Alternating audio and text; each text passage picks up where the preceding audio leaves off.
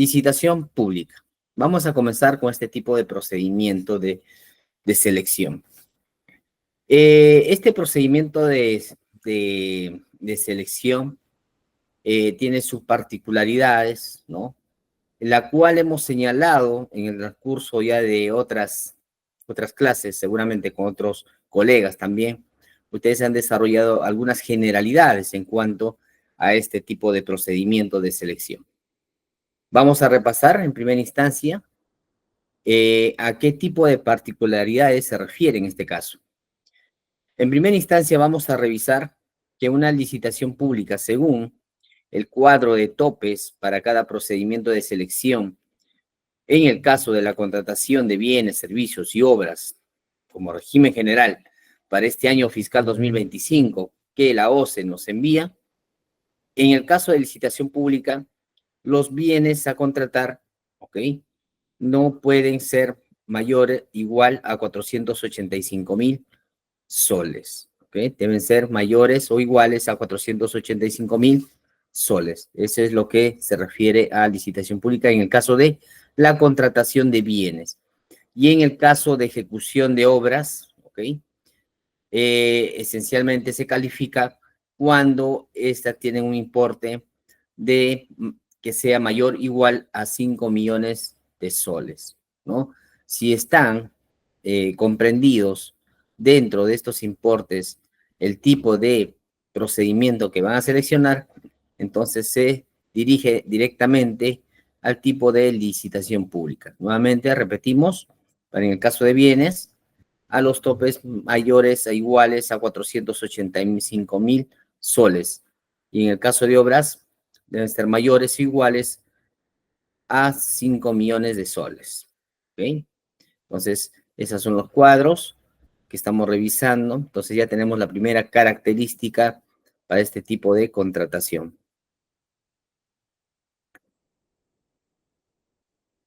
Vamos a comentar, entonces, como ustedes ya lo han estado revisando y está seguramente recordando, la entidad utiliza la licitación pública solamente para los siguientes casos: para contratar bienes o para ejecutar obras, ¿ok?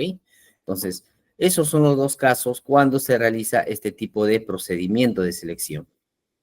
Es un tipo de procedimiento particular, con características distintas a las demás.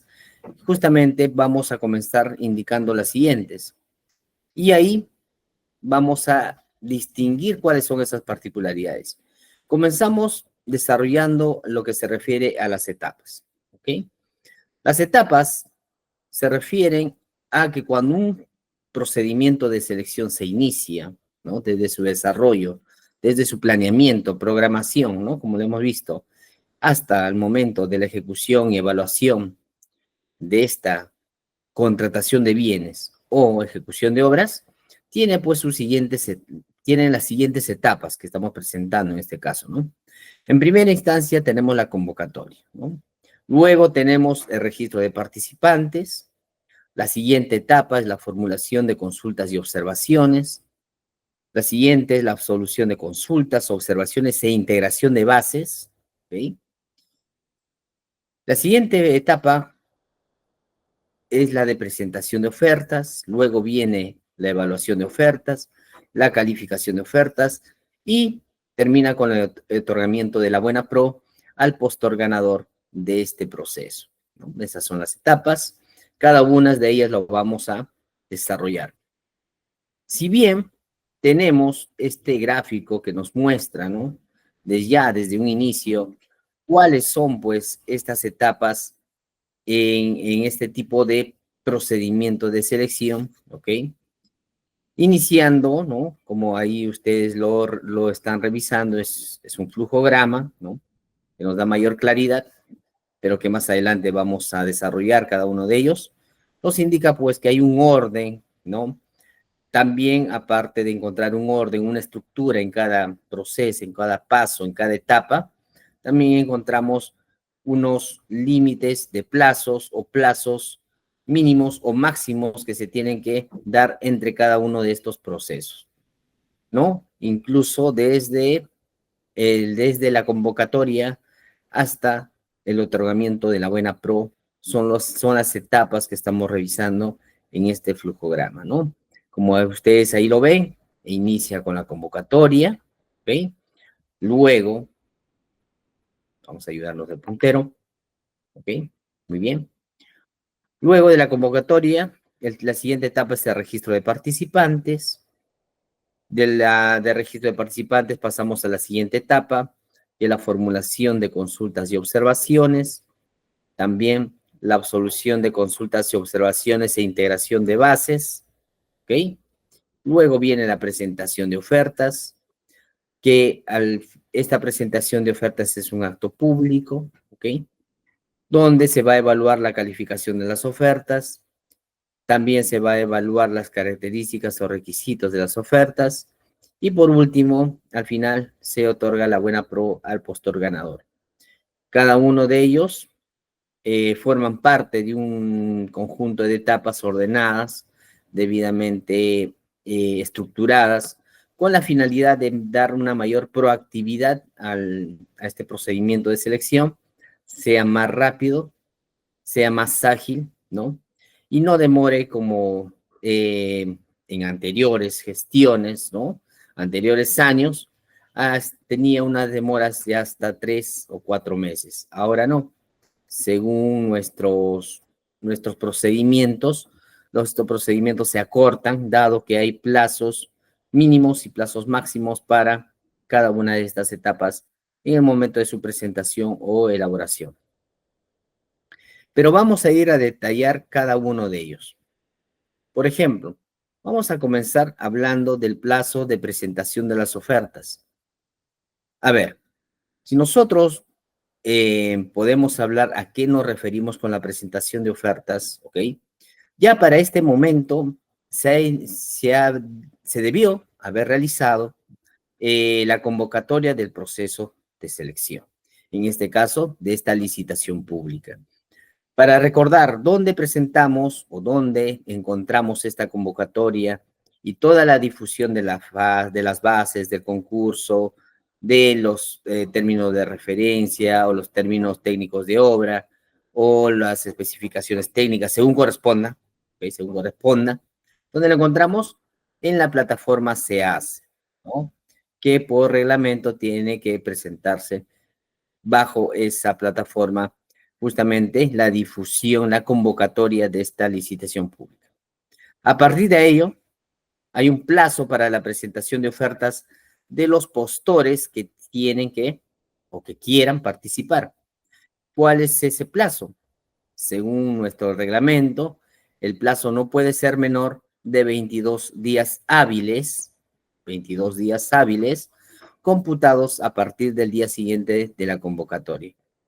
Recordando que cuando nos referimos a convocatorias, perdón, a días hábiles, nos estamos refiriendo pues a los días de lunes a viernes, incluso si hay feriados o hay que también contarlos, ¿no? Esos feriados hay que extraerlos y para que nuestra cuenta solamente sean de los 22 días hábiles. Asimismo, entre la absolución de consultas, observaciones e integración de las bases con la presentación de las ofertas, no puede mediar menos de 7 días hábiles computados a partir del día siguiente de su publicación en el SEACE. Recuerden que toda información, consulta, observación, presentación de ofertas, todo acto dentro de un procedimiento de selección se realiza en la plataforma SEACE. De esta forma se cumple con la finalidad, uno de los principios de los procedimientos de selección, que justamente es el de transparencia, ¿no? Transparencia. Y los actos son públicos o pueden ser verificados por cualquier persona de cómo se está presentando y cómo se está ejecutando este procedimiento de selección. También es preciso comentar que en el reglamento nos menciona y nos indica lo siguiente. Cuando se solicite la emisión de pronunciamiento entre su publicación y la presentación de ofertas, también nos da un plazo. dice que no puede mediar menos de 7 días hábiles esta emisión de pronunciamiento. ¿Y a qué se refiere con la emisión de pronunciamiento? A ver, retrocediendo el párrafo anterior, cuando el postor, ¿no?, presenta algunas consultas respecto al proceso que se está llevando a cabo, respecto a las bases, o quizás alguna característica en algunas especificaciones técnicas o especificaciones técnicas de obra, ¿ok? Estas consultas se hacen, como lo habíamos mencionado en el se hace, pero estas tienen que ser respondidas, ¿ok? Y entonces, para cada uno de ellos, dentro de estos actos, se está contando eh, como un plazo, ¿no?, de menos de 7 días hábiles. ¿Para qué? Con la finalidad que este proceso sea más ágil, sea más predictivo en cuanto a su oportunidad, ¿no? Entonces, esa es la intención. Y en el punto 70, en el artículo 70.3, ¿no?, donde se solicita la emisión de pronunciamiento entre la publicación y la fecha de presentación de ofertas, también tiene que tener, pues, los 7 días hábiles según reglamento. El artículo 71 se refiere a la convocatoria a licitación pública. Nos dice que la entidad realiza una convocatoria pública a presentar ofertas de acuerdo a lo dispuesto en el artículo 54, la que incluye la publicación de las bases, ¿ok? Es decir, nosotros publicamos las bases en esta etapa denominada convocatoria. Y nos dice que todo esto está dispuesto en el artículo 54. Y vamos al artículo 54 de nuestro reglamento. ¿Qué nos dice el artículo 54? El artículo 54 nos menciona lo siguiente: la convocatoria de los procedimientos de selección, con excepción de un procedimiento denominado comparación de precios, se realiza a través de la publicación en el SEACE. ¿Ok? Entonces, quiere decir que todo procedimiento de selección denominado licitación pública tiene que ser, en la etapa de la convocatoria, claro, tiene que ser publicada en la plataforma SEACE. El artículo 54 también nos menciona lo siguiente: la convocatoria de los procedimientos de selección incluye la siguiente información. Ahí está. Esto es muy importante.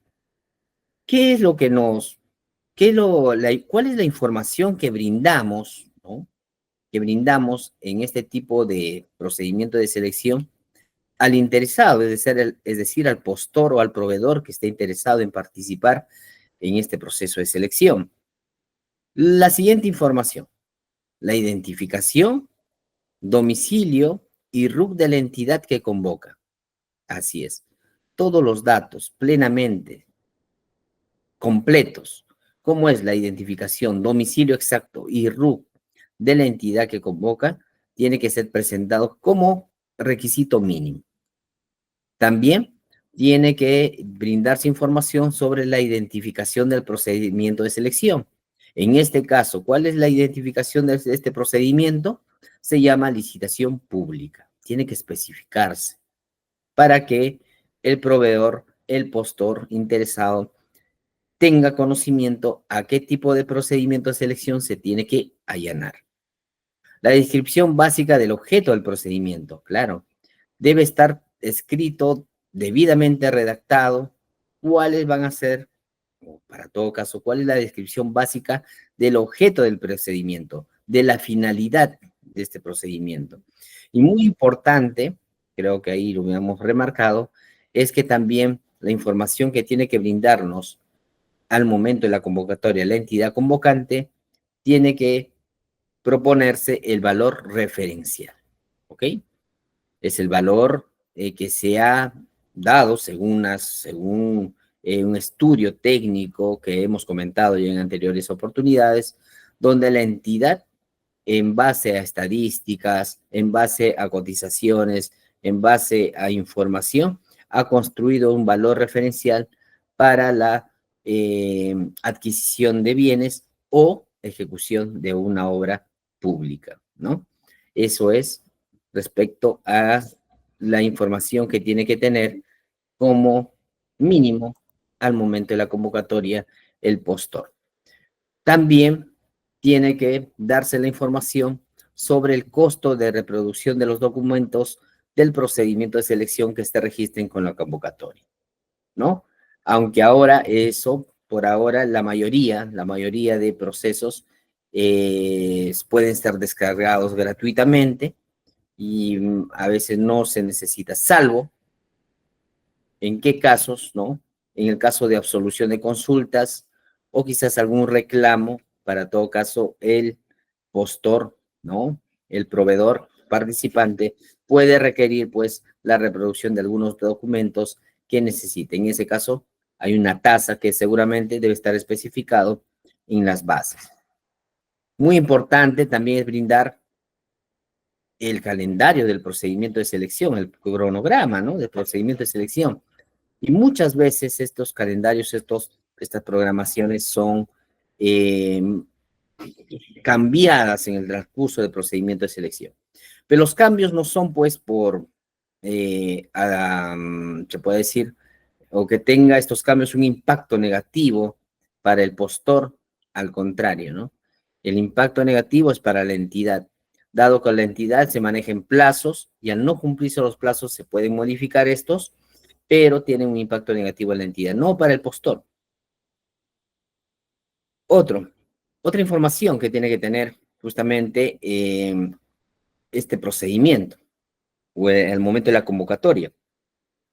El plazo para el cumplimiento de las prestaciones, claro. Es decir, hay que identificar en qué momento se van a hacer los pagos, los entregables, la presentación de los mismos, ¿no? Cómo van a ser las formas de pago, en qué momentos, en qué etapas, de acuerdo a qué cumplimiento, ¿no? De presentación de documento, presentación de algunas evidencias para el cumplimiento de las prestaciones que se le va a otorgar al ganador de la buena pro. ¿Qué más? También tiene que mencionarse la indicación de los instrumentos internacionales bajo cuyos alcances se encuentra cubierto el procedimiento de selección. Esta información que es incluida por el SEACE. Se refiere a algunos instrumentos que se realizan, por ejemplo, al momento de realizar licitaciones públicas a nivel internacional, ¿no? Dado que también hay algunas características dentro de estas licitaciones.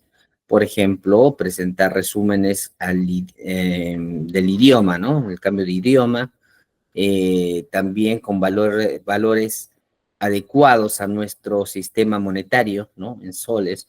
Entonces, hay instrumentos que se tiene que realizar, elaborar durante estos procedimientos de selección, pero ello debe estar indicado en justamente al momento de la convocatoria para toda la información que necesita el proveedor, ¿no? Todo tiene que estar comunicado. Si no se encuentra, entonces el proveedor cree que no es necesario y se da por admitido la presentación de lo que tiene, ¿no? Entonces es muy importante verificar esa información. También, de hecho, la convocatoria tiene que tener pues las bases, ¿no? También tiene que publicar las solicitudes de expresión de interés según corresponda. Algo que también nos menciona este artículo 54, nos dice que en aquellos procedimientos de selección que se encuentren bajo la cobertura de uno o más instrumentos internacionales, el OCE se encargará de elaborar o publicar una versión en idioma inglés de la convocatoria. Claro, ¿sí? En este caso, sabemos que sí o sí vamos a tener ofertas de parte de entidades del extranjero. En este caso, ¿ok? La OCE se encarga, como apoyo técnico, se encarga de elaborar y publicar una versión en el idioma inglés de la convocatoria, porque a la fecha el inglés es el medio de comunicación, es el lenguaje de comunicación más de mayor participación global, ¿no? Entonces, por ese motivo. ¿Qué más? Las entidades pueden utilizar adicionalmente otros medios a fin que los proveedores puedan tener conocimiento de la convocatoria del procedimiento de selección. ¿A qué se refiere esto? A que las entidades pueden usar otros medios de comunicación, pero no quiere decir que si yo utilizo otros medios de comunicación, ya no es necesario que publique en el SEACE. No. Primero se publica en el SEACE. Luego podemos utilizar, como nos indica el reglamento, otros medios para poder publicitar o realizar con la finalidad que nuestra convocatoria sea más amplia. Y para ello se utilizan los medios de comunicación tradicionales, ¿no? Radio, televisión. Ahora, ¿no? Incluso se están usando las redes sociales, ¿no? Las redes sociales para publicar este tipo de convocatoria, ¿no? Por ejemplo, lo hacen en este momento las municipalidades, ¿no? Las municipalidades normalmente lo hacen difundiendo este tipo de convocatorias, de procedimientos de selección, específicamente en licitaciones públicas, ya que se quiere tener la mayor cantidad de propuestas, ¿no? Porque muchas veces los procedimientos de selección de este tipo, a la que llamamos licitación pública, se caen porque no hay una buena difusión, no hay una buena convocatoria, por tanto, hay licitaciones públicas que se declaran desiertas, ya que no hay postor, o si las hay, si hay postores, no cumplen. Entonces, ¿por qué se considera esta parte de la difusión y convocatoria de gran importancia? Ya que ante un mayor grupo de interesados y participación de ofertas podemos, ¿no?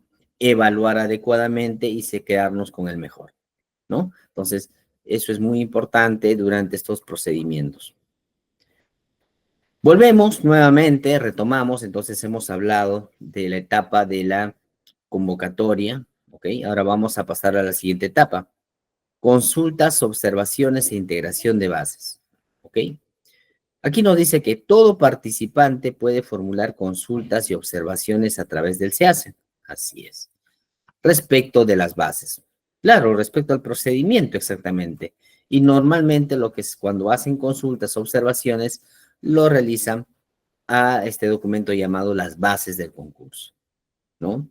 Estas consultas en realidad se refieren a aclaraciones, ¿no? Aclaraciones que no llevan al proveedor a tener una información exacta o completa. Entonces, para ello el participante hace consultas de aclaración, ¿no? U otros tipos de pedidos, ¿no? Aclaración, mayor detalle en algunos conceptos, ¿no? Y para ello, entonces, dice que se presentan en un plazo no menor a 10 días hábiles contados desde el día siguiente de la convocatoria. Es decir, yo no puedo realizar como participante, yo no puedo realizar consultas cuando yo quiero. Hay plazos. ¿Cuáles son los plazos? Hasta 10 días hábiles contados al día siguiente de la convocatoria. Saco la convocatoria, lo publico en el SEACE, a partir de ahí se cuentan los 10 días hábiles para que si yo tenga una observación a las bases, lo pueda realizar sin ningún obstáculo. ¿Qué pasa si lo envío el día 11? Simplemente no se recepciona, no puede ser publicado tampoco en la plataforma del SEACE, ¿ok? Entonces, esa es una consideración. Recuerden también que toda presentación de consultas, observaciones a las bases son publicadas en el SEACE. ¿Para qué? Para que los demás participantes o postores o el ciudadano o el que esté interesado pueda revisar cuáles son esas consultas, cuáles son esas observaciones, ¿no? Entonces, también es importante esta parte de consultas, observaciones e integración de bases. ¿Qué más nos dice el reglamento?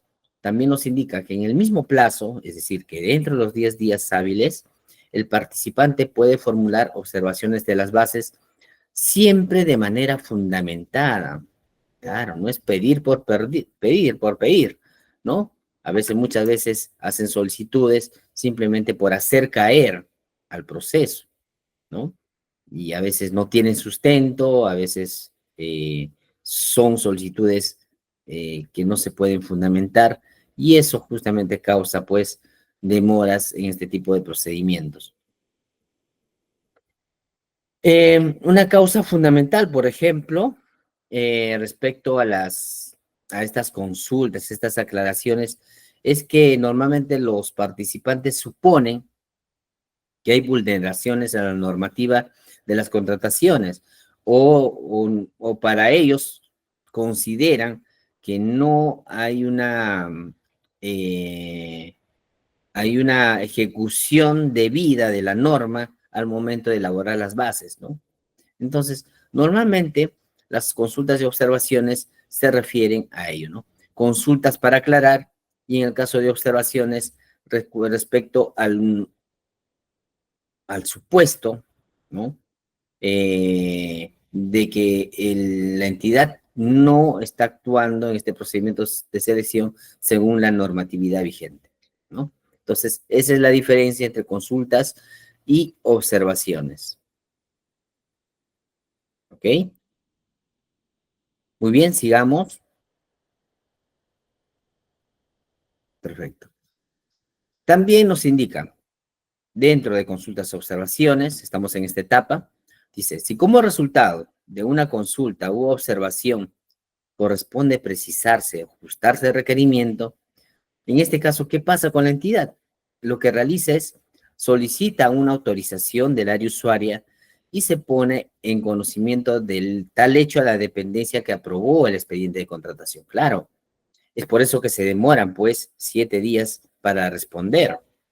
¿Por qué? Porque hay consultas en primera instancia para revisar o para tener la autorización del área usuaria, ¿no? Respecto a esa consulta y poder precisarse o ajustarse el requerimiento. Pero no solamente eso, sino también se pone en conocimiento a la dependencia que aprobó el expediente de contratación. ¿Quién aprobó el expediente de contratación? ¿En qué área se aprobó?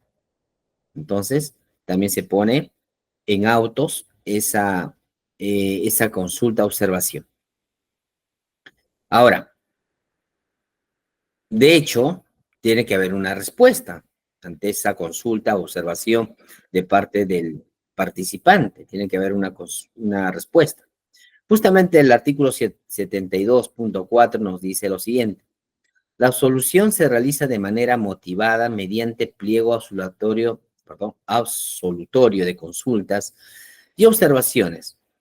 Esta se elabora bajo la normatividad que nos rige, en este caso, que nos brinde el OCE, y en el caso de las observaciones indica si éstas se acogen parcialmente o no se acogen, ¿no? Entonces, esas respuestas, ¿no? Tienen que resolverse, ¿no? Pero no podemos dejar de hacerlo, ¿sí? Dejar de hacerlo. Entonces, las consultas eh, se realiza, se brinda respuesta mediante un pliego absolutorio eh, con un formato que la OCE lo brinda, de acuerdo a la normativa, ¿no? Y donde si en el caso hay observaciones hechas nuevamente a que está en la mala aplicación, por ejemplo, de la normatividad en este procedimiento, una de ellas, en este caso, la entidad tiene que disponer lo siguiente. Si estas observaciones se acogen, es decir, pasan a revisión, se acogen parcialmente, solamente algunas de ellas, o no se acogen y no pasa a revisión. ¿Ok? Entonces, pero tiene que haber una respuesta, ¿no? No se puede dejar de lado responder, porque si no sería pues una causal para la anulación del procedimiento de selección.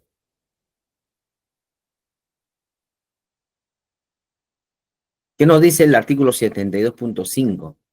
Nos dice, ¿no? El plazo para que el comité de selección absuelva la totalidad de las consultas y observaciones presentadas por los participantes y a la vez se registran las bases que integran todas las modificaciones previstas en el pliego absolutorio. A ver, esta parte es también, antes de terminar esto del plazo, es preciso mencionar lo siguiente.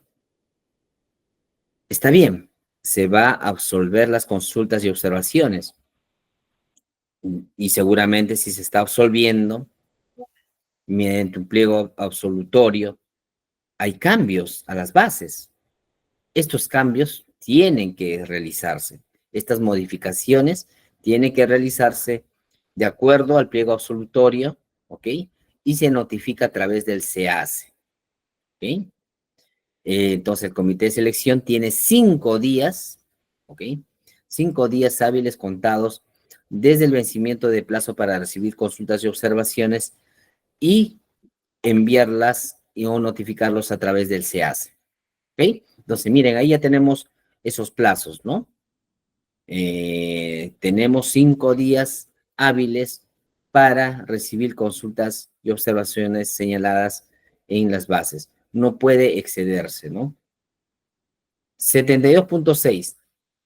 Cuando exista divergencia entre lo indicado en el pliego de absolución de consultas y observaciones y la integración de bases, prevalece lo absuelto en el pliego. O sea, lo que sirve, lo que vale y se tiene que integrar es el pliego absolutorio, sin perjuicio del deslinde de responsabilidades correspondientes, claro. No quiere decir, ok, cambiamos, ¿no? Cambiamos, modificamos las bases, mira, nos han hecho la consulta, nos han hecho las observaciones, y está mal, hay que corregir, perfecto. Pero no solamente queda ahí, tiene que haber responsabilidades, ¿no? Dentro del comité de selección, ¿qué ha pasado? ¿Por qué? ¿No? ¿Por qué se tiene que modificar nuestras bases? Y por eso es muy importante la elaboración de las bases, ya que es un diseño, ya que contamos en primera instancia con la plantilla que nos brinda el OCE, ¿no? Contamos con esa plantilla, pero tiene que tener una revisión, primero una elaboración y una redacción muy personalizada, con bastante información, con un buen nivel de control de cómo está siendo redactado ese documento, porque es un documento importante, ¿no? Mientras esté más claro, vamos a evitar lo que es la absolución de consultas y observaciones. En el caso del pliego de absolución de consultas y observaciones de bases, incurren algunos de los supuestos previstos en la 44.2. Dice, corresponde al titular de la entidad declarar la nulidad de este acto. Ok. Vamos a ver. ¿Qué nos dice el 44.2 para recordar? Nos dice lo siguiente. Tratándose de los procedimientos de selección para la contratación de ejecución de obras, consultoría en general y consultoría de obras, de los 3 miembros que conforman la parte del comité, por lo menos 2 deben contar con conocimiento técnico en el objeto de la contratación. Ahí, por ejemplo, existe una observación. En este caso, ¿qué pasa? ¿Qué es lo que va a pasar? A ver, vamos a retroceder un poco. Aquí el participante ha hecho una observación, ¿no? ¿Qué ha pasado? Que ha verificado que solamente un miembro del comité de selección cuentan con conocimiento técnico del objeto de la contratación.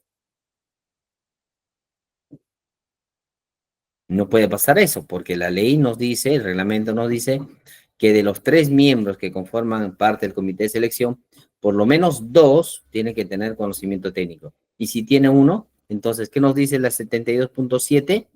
Nos dice, corresponde al titular de la entidad declarar la unidad de este acto. O sea, declara, esta es una causal para declarar nulo este acto, ¿no?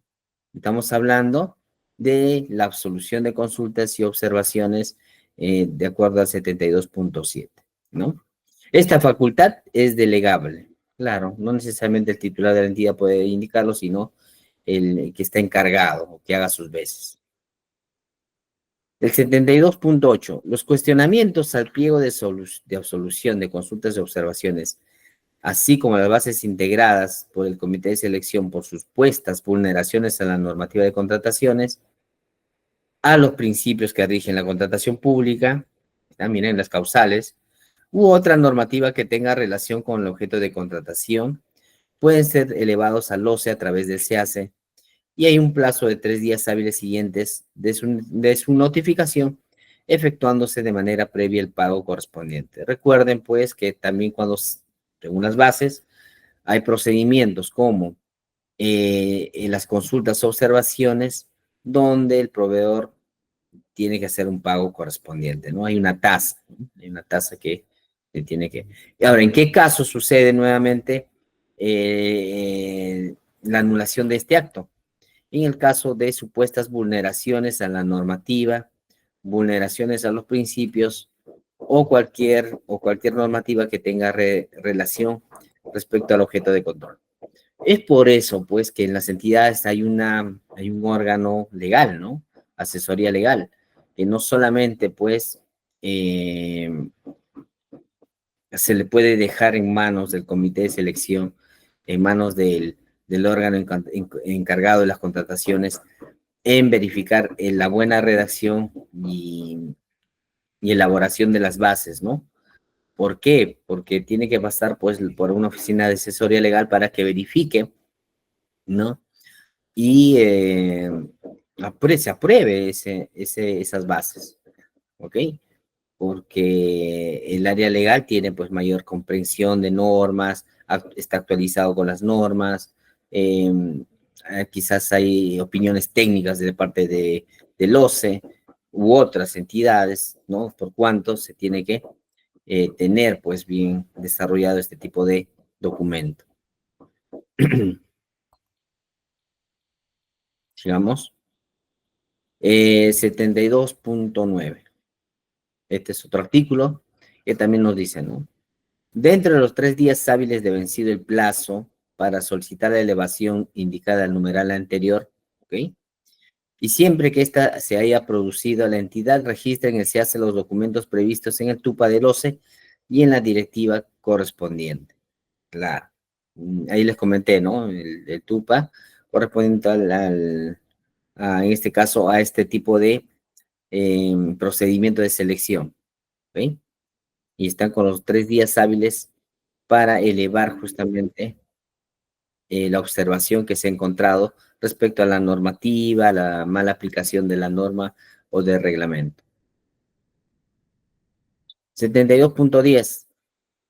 El pronunciamiento que emite el OCE se encuentra motivado e incluye la revisión de oficio sobre cualquier aspecto trascendente de las bases y realiza la integración definida. Claro, tenemos las bases, ya se levantaron las observaciones, se absolvieron las consultas, y ahora ¿qué tenemos que hacer? Es integrar nuestras bases. Es decir, si ha habido observaciones, mejoras, mayor ampliación de detalles en las bases, se tiene que integrar ellas, y este proceso justamente se llama integración de bases, ¿no? El plazo para emitir y notificar el pronunciamiento de la integración de bases definitiva a través del SEACE es de 12 días hábiles. Profesor, ¿pero qué pasa si no hubo ninguna consulta o observación? Sigue el proceso evitando justamente esta fase, ¿no? Esta etapa. Recuerdan que estos días hábiles, estos 12 días hábiles, se computa desde el día siguiente que la entidad registre en el SEACE los documentos previstos en el TUPA del OCE. El pronunciamiento sobre la elevación de cuestionamientos del pliego de consultas y observaciones constituye un servicio prestado en exclusividad y se encuentra sujeto al pago del costo previsto en el TUPA, ¿ok? Eso es muy importante, entonces, para realizar justamente este tipo de consultas, observaciones a las bases, hay que desarrollar, pues, o pagar, ¿no? Para todo caso, pagar la tasa, según el TUPA, del OCE.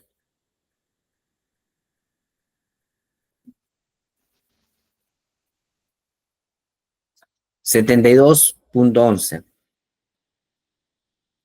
Otra causal es contra el pronunciamiento emitido por el OCE, no cabe interposición de recurso administrativo alguno, siendo de obligatorio cumplimiento para la entidad y los proveedores que participan en el procedimiento de selección.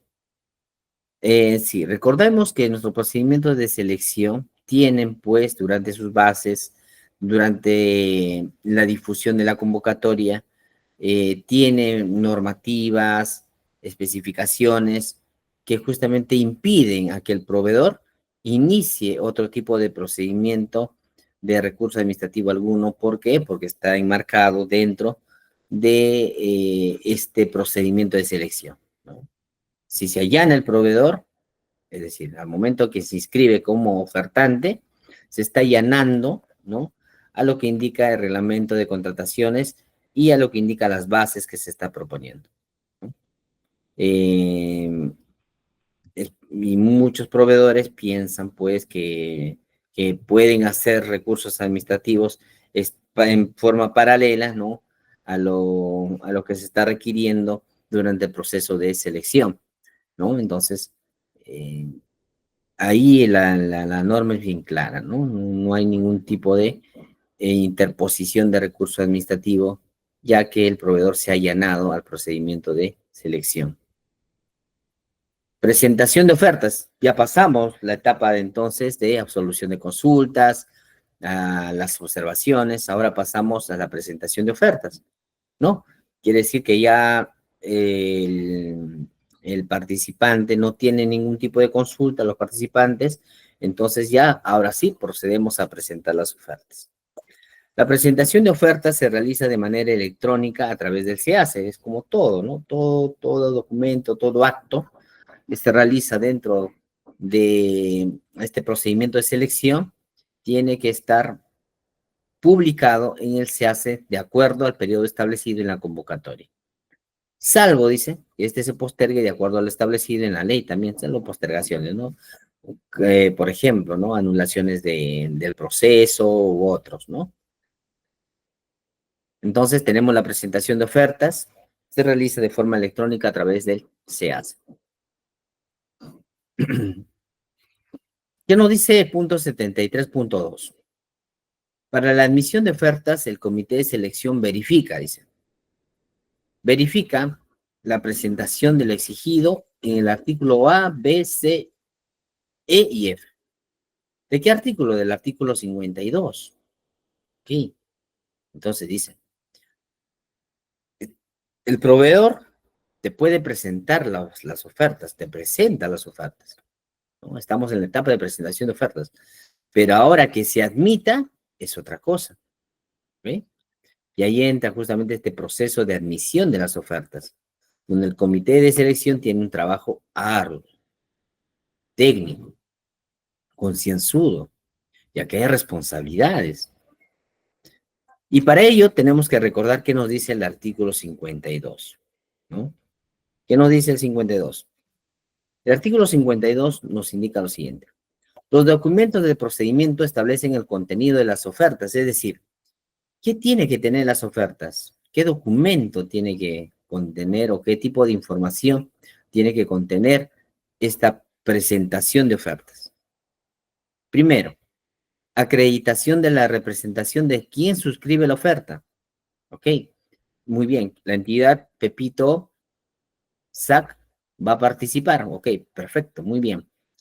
Acredite usted la representación legal de quién va a suscribir el acta y todos los actos de la oferta.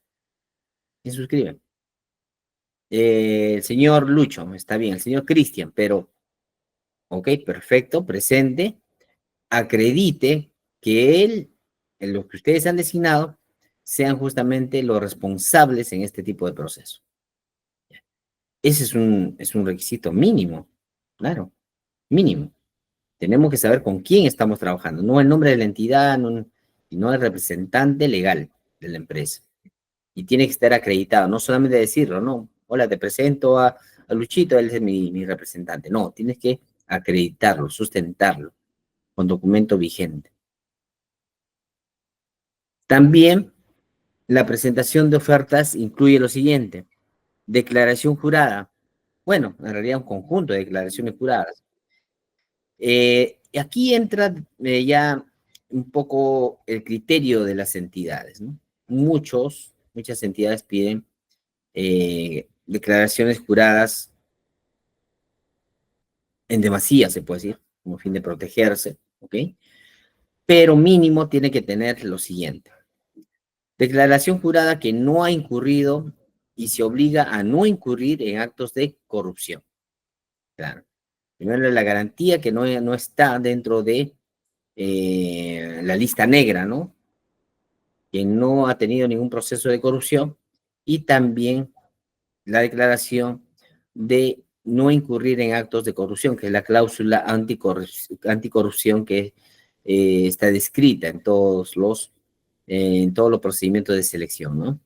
Así también la declaración jurada donde indique que debe respetar el principio de integridad durante el desarrollo del proceso, ¿no? Entonces, esa es la primera declaración jurada. La segunda es que el proveedor o el postor no tiene impedimento para postular en el procedimiento de selección ni para contratar con el Estado conforme al artículo 11 de la ley.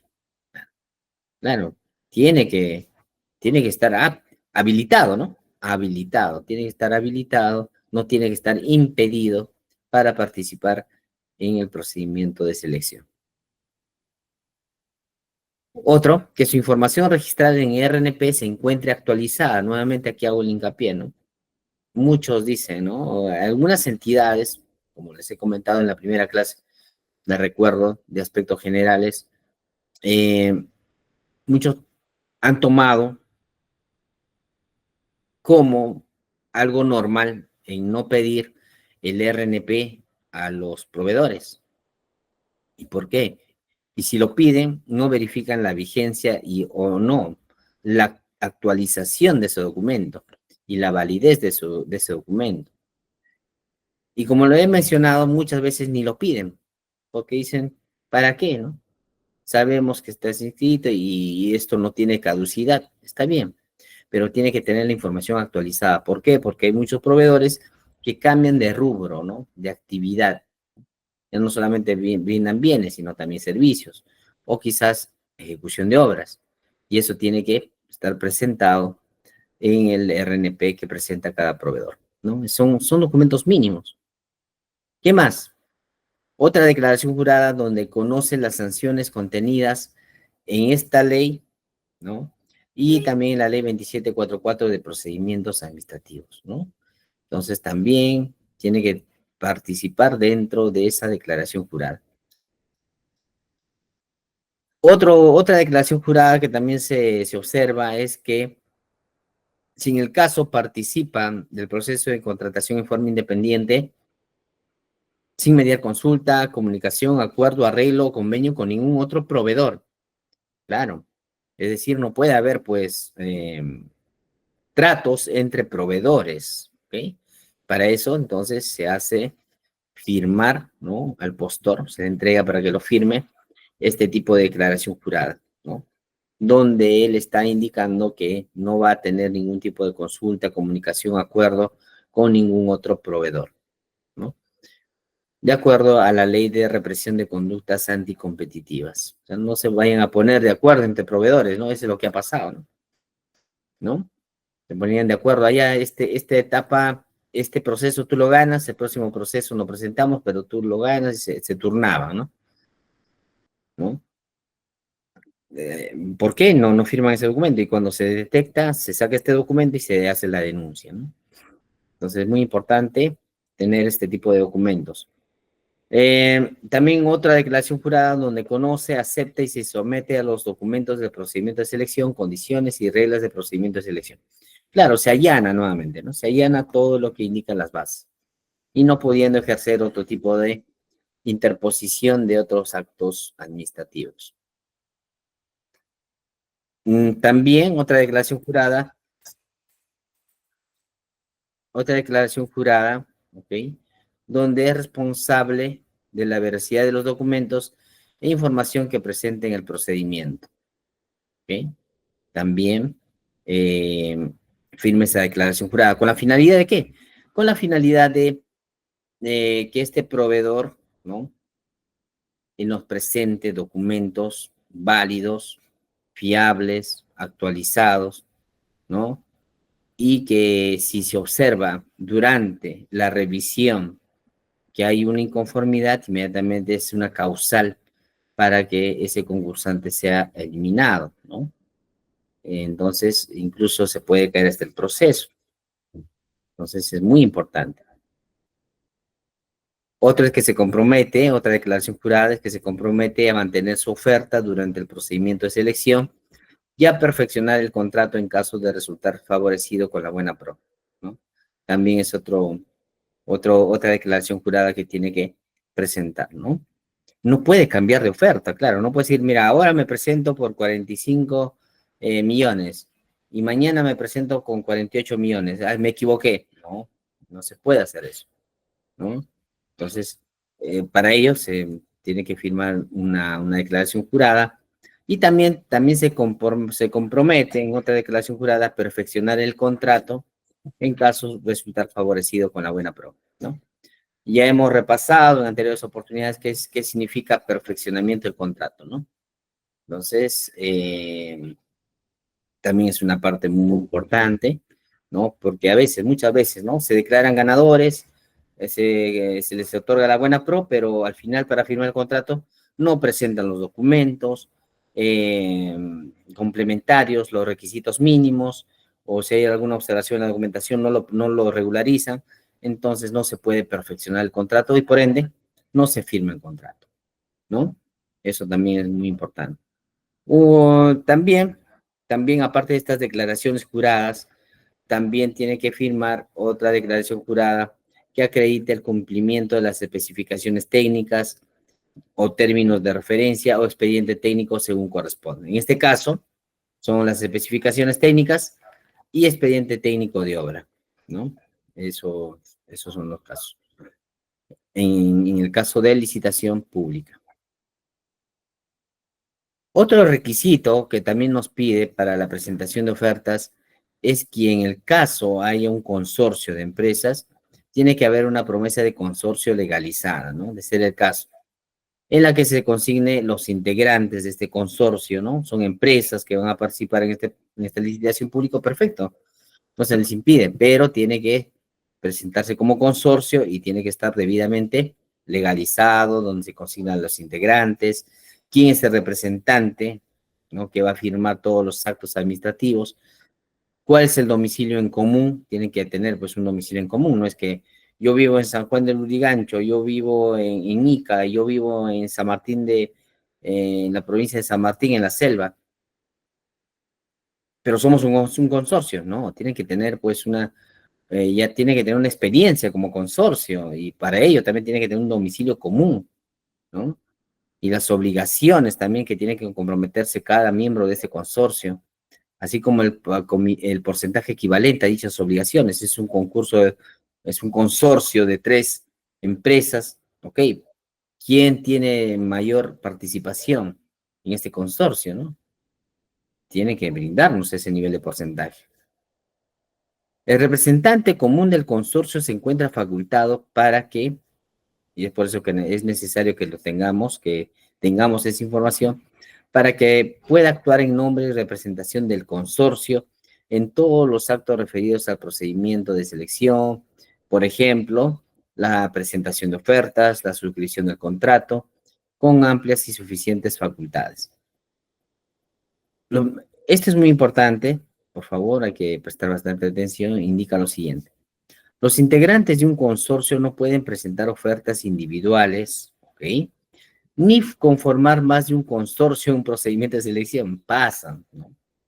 Normalmente la ley, me recuerdo este artículo, eran solamente de 6 líneas, ¿no? Pero dadas las experiencias, ¿no? Que suceden, ¿no? En este tipo de procedimientos de selección, la norma se va ampliando, entra mayores detalles. Porque sí, pues, ¿no? A veces, ¿no? Se presentan en consorcio, pero por otro lado, se presenta de forma independiente, ¿no? Uno de sus miembros y presenta otra oferta, ¿no? Eso está mal. O quizás también, eh, a ver, el consorcio Juan, Cristian y Luchito, ok. Pero Luchito es vivo, participa en otro consorcio también, en otro consorcio donde está María y Ana, ¿no? Y es más vivo, se mete en otro consorcio. La cosa juega ganador, según él, ¿no? Entonces, eso no se puede hacer. No, no se puede hacer. Eh, y simplemente no es aceptado, no es admitido su oferta, ¿no? Pero es por eso que el comité de selección tiene pues un trabajo muy importante. Por eso son comités ad hoc, ¿ok? Se les libera de demás responsabilidades dentro de sus actividades normales, como trabajador o como servidor, y se les da toda el tiempo, se les da todo los recursos que puedan necesitar para poder evaluar de muy buena forma estas ofertas, ¿no? Porque si no se hace ello, muchas veces termina pues en las anulaciones de contratos, muchas veces caen en responsabilidad administrativa, ¿no? Entonces, es muy importante tener en cuenta estos detalles.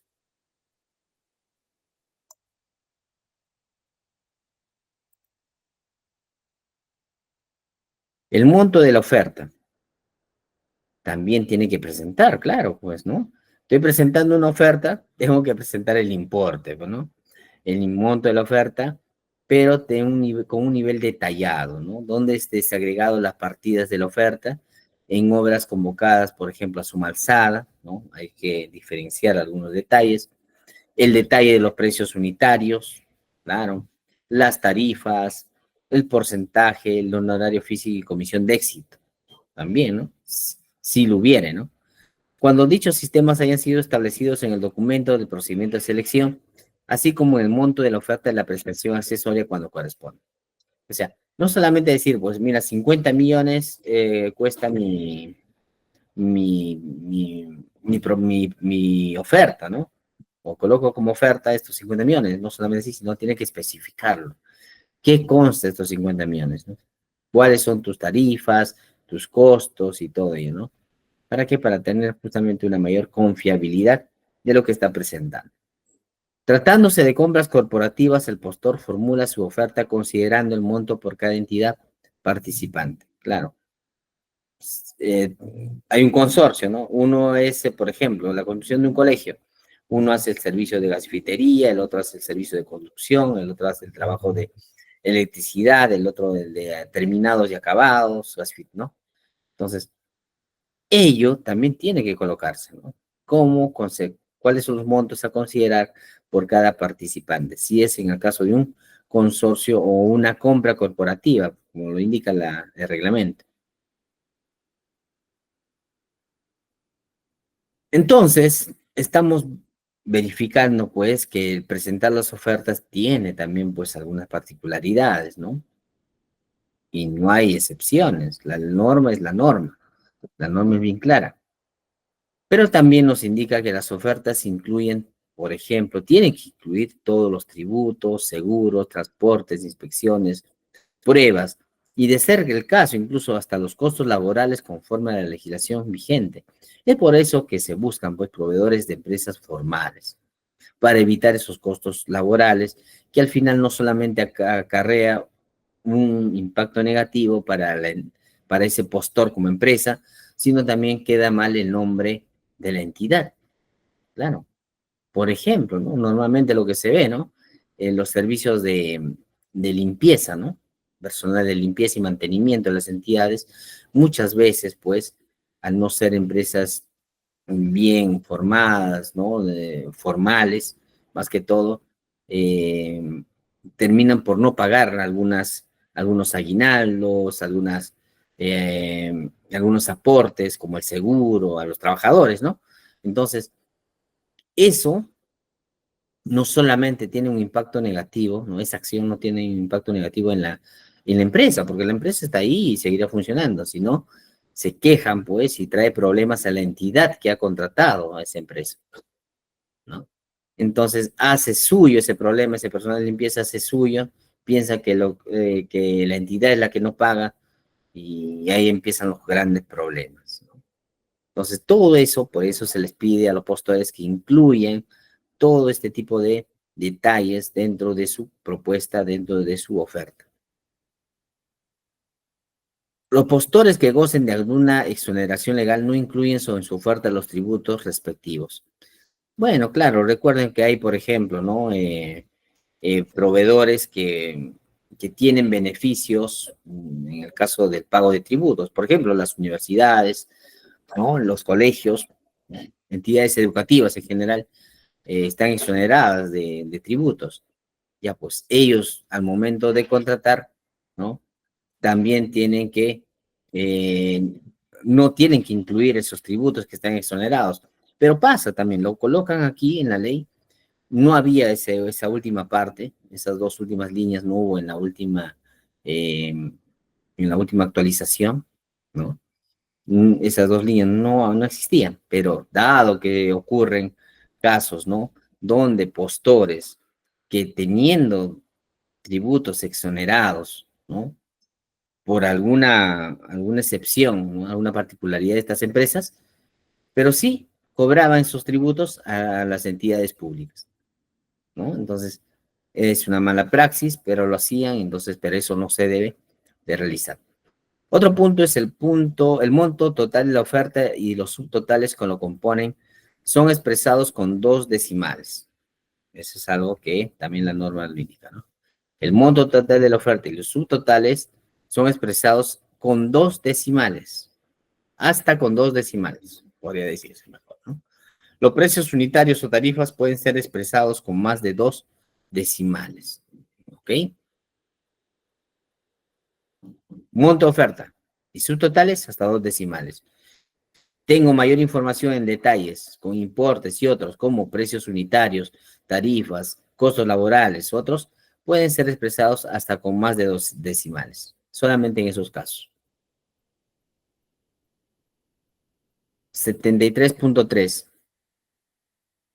Adicionalmente, dice, en el caso de obras, el comité de selección declara no admitidas las obras que no se encuentran dentro de los límites del valor referencial.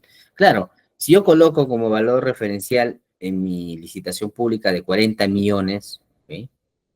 60 millones vamos a colocar por el cuadro, por 60 millones, entonces, ¿qué quiere decir? Que las ofertas no tienen que superar esos 60 millones. Si en caso alguien me coloca pues 60 millones punto 10 céntimos, no está admitida tu oferta, ¿ok? Entonces, eso,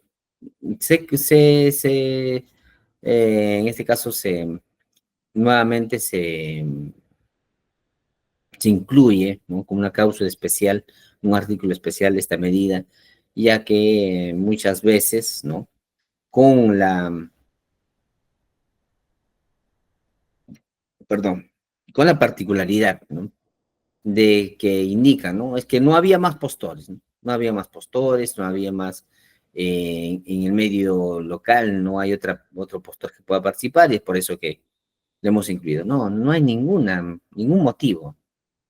Simplemente la norma es clara y precisa. En el caso de obras, si el comité de selección puede declarar no admitida la oferta de de aquellas ofertas que no se encuentren dentro de los límites del valor referencial, ¿ok?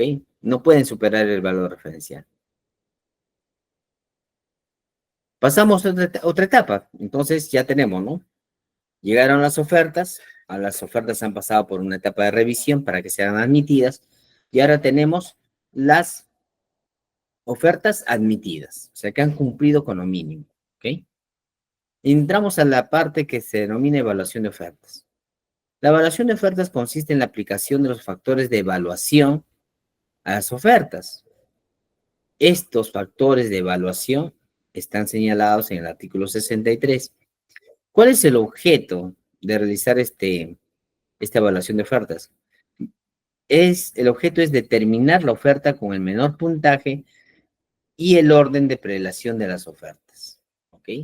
Es decir, de acuerdo al puntaje y de acuerdo a los criterios, o perdón, a los factores de evaluación, se da un puntaje y empieza a ordenarse de manera, con un orden de mérito, el orden de prelación de las ofertas, ¿no?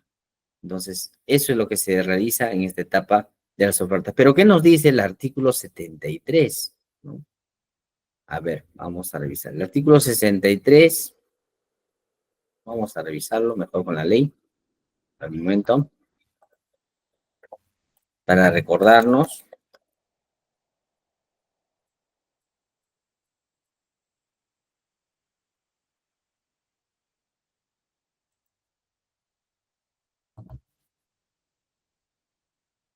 Ok, acá estamos ingresando. Ahora, antes de compartirle, vamos a ubicarnos según el artículo 73 nos indica.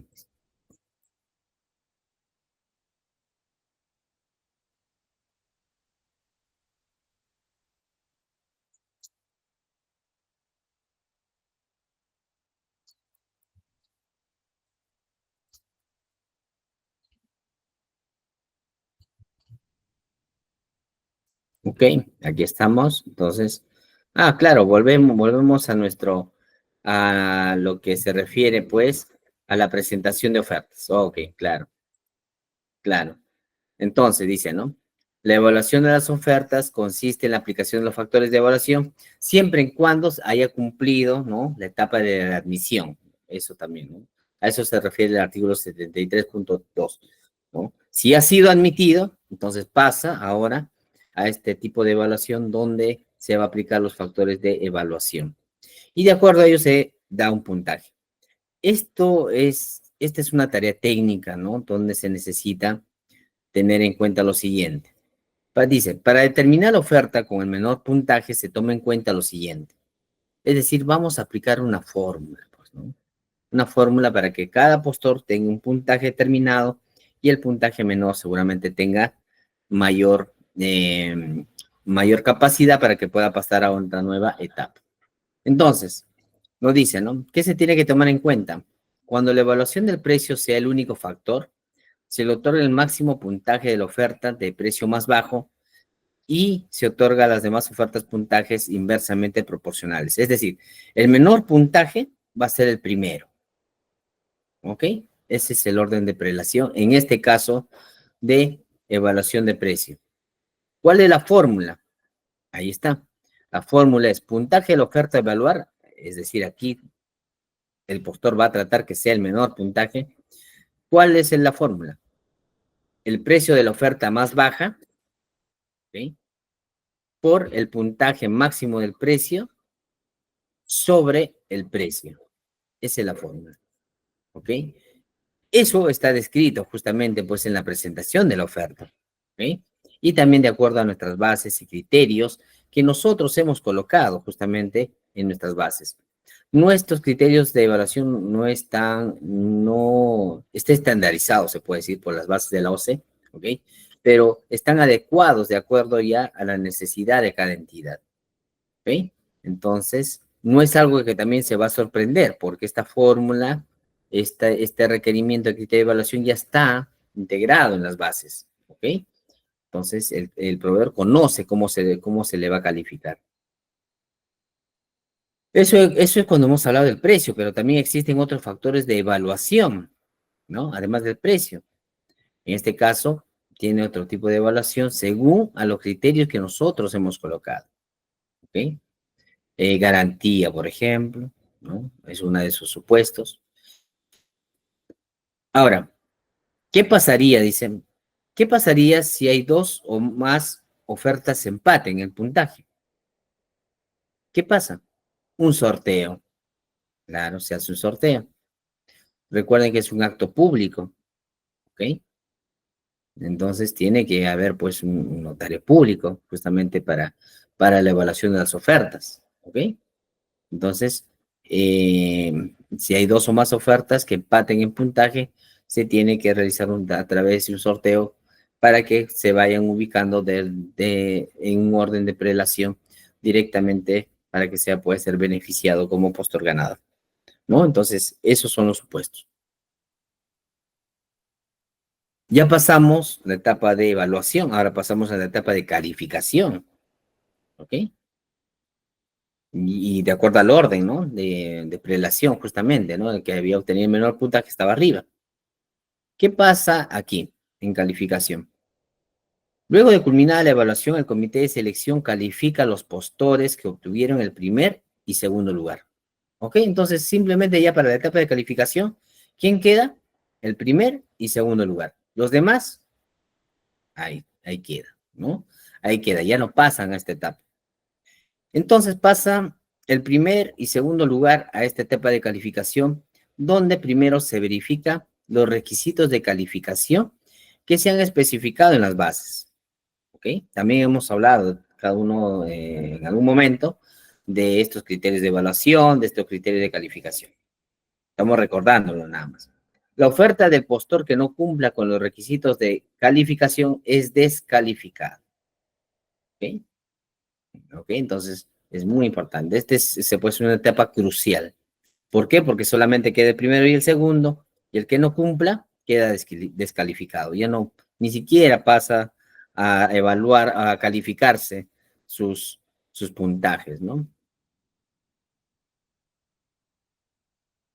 ¿Qué pasa si alguno de los dos postores no cumple con los requisitos de calificación?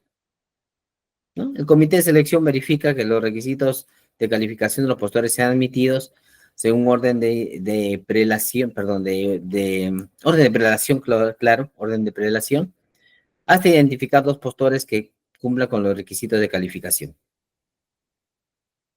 Salvo que de la revisión de las ofertas solo puede identificar uno que cumpla tales requisitos, ¿ok? Entonces, ¿qué pasaría? Se queda solamente como ganador, pues uno, ¿no? Eso es lógico, ¿no? Pero se menciona ello. ¿Qué nos dice el 75.3? Tratándose de obras, se aplica lo dispuesto al numeral 75.2, o sea, lo mismo, ¿ok? Identificando cuatro postores que cumplan, debiendo el comité de selección identificar cuatro postores que cumplan con los requisitos de calificación. En el caso de obras, entonces, aumenta, ¿no? Es lo mismo, ¿no? Con orden de prelación, verificando los requisitos de evaluación, pero quedan cuatro postores que cumplen con estos requisitos. Y llegamos a la parte del otorgamiento de la buena pro, ¿no? Entonces, miren, cómo pasaron las etapas, ¿no? Convocatoria, presentación de ofertas, admisión de ofertas, ¿no? Ha pasado por la evaluación de las ofertas, la calificación de las ofertas y llega al otorgamiento de la buena pro. ¿Qué pasa en el otorgamiento de la buena pro? Previo al otorgamiento de la buena pro, el comité de selección revisa las ofertas económicas, ya lo hemos visto, que cumplen con los requisitos de calificación, de evaluación y todo ello, de ser el caso. O sea, no puede darse un otorgamiento de la buena pro sin haberse realizado las etapas anteriores. A eso se refiere. Profesor, pero es lógico. Sí, es lógico, pero pese a ello, pese a que esté la norma, las casuísticas nos dice que pues algo pasa, ¿no?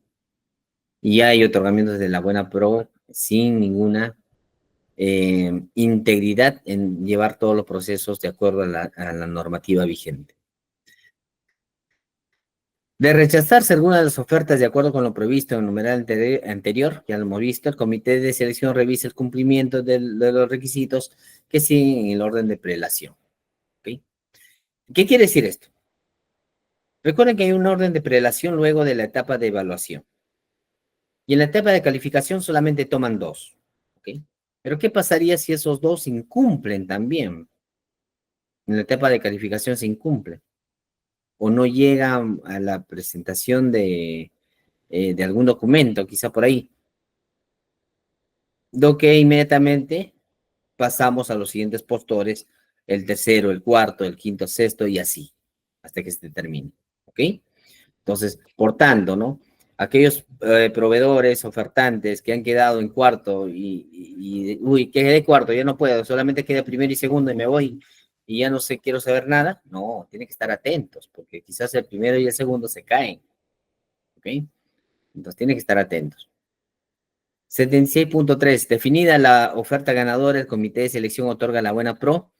Se levanta un acta, ¿no? Un acto resolutivo y se publica en el CAC otorgando justamente la buena pro al ofertante que ha cumplido los criterios de evaluación, primero los criterios de admisión, evaluación y calificación. Esta publicación se hace en la plataforma del CAC. Listo. Hasta ahí entonces hemos llevado lo que es el concurso público. No sé si tienen alguna consulta, lo pueden hacer mediante el chat. Ok, sigamos entonces, siendo las 8:30, eh, vamos a continuar con otro procedimiento de selección. Ya hemos visto licitación pública, ahora vamos a hablar del concurso público, que es otro procedimiento de selección también con sus particularidades, que ahora lo vamos a revisar. En algunas etapas pueden ser muy parecidas, ¿ok? Pero no necesariamente son iguales. Entonces vamos a revisarlos. Recordando que más o menos 10 para las 9 puede ser, vamos a dar un receso, adelantándonos, ¿ok? Para que puedan ustedes realizar algún tipo de actividad y retomamos nuestra sesión. ¿Ok? Entonces, vamos a dar inicio a concurso público.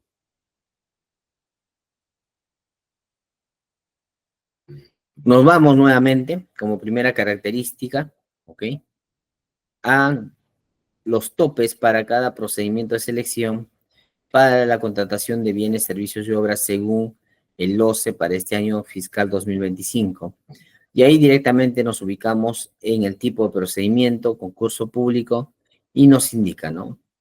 Que los montos topes para este procedimiento debe ser, en el caso de servicios, recuerden que el concurso público es para la contratación de servicios, debe ser mayor o igual a 485,000, ¿ok? Entonces, eso es el monto tope justamente para realizar este tipo de procedimiento llamado concurso público.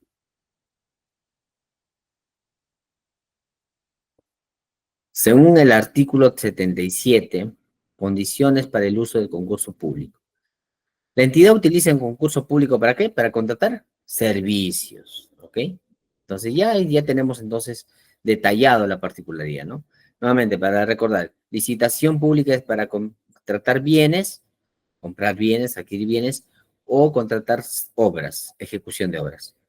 Y concurso público es para contratar servicios en general, consultorías en general y consultoría de obras, ¿no? También. Contratación de servicios en general. Vamos a hablar de esta parte. Contratación de servicios en general. Luego vamos a hablar de consultorías en general y consultoría de obras.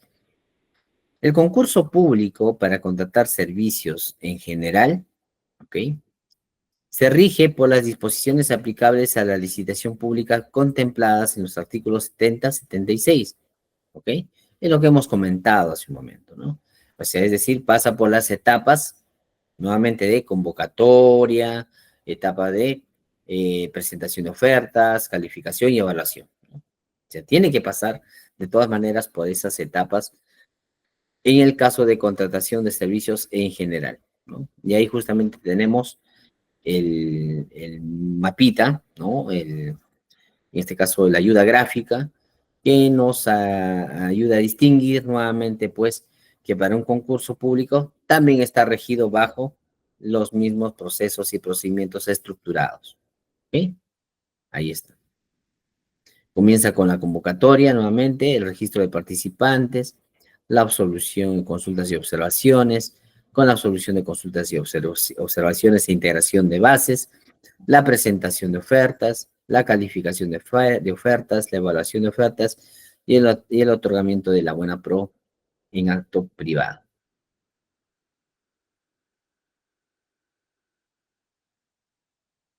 Muy bien. Entonces, estas etapas, como lo habíamos mencionado, ¿ok? Es- son las mismas que la licitación pública, empieza con la convocatoria, registro de participantes, formulación de consultas, absolución, presentación de ofertas, calificación de ofertas, evaluación de ofertas y otorgamiento de la buena pro. Vamos a lo que nos indica el artículo 80 según el concurso público, según la ley de contrataciones para el caso de servicio, concurso público. Artículo 80 nos dice convocatoria y demás etapas. La tramitación de las etapas de convocatoria, registro de participantes, absolución de consultas y observaciones de consultas y observaciones e integración de la base se realizan conforme a los establecidos en los artículos 71 y 72, es lo que hemos visto hace un momento, ¿no? O sea, que tiene pues la misma particularidad que las licitaciones públicas, ¿no?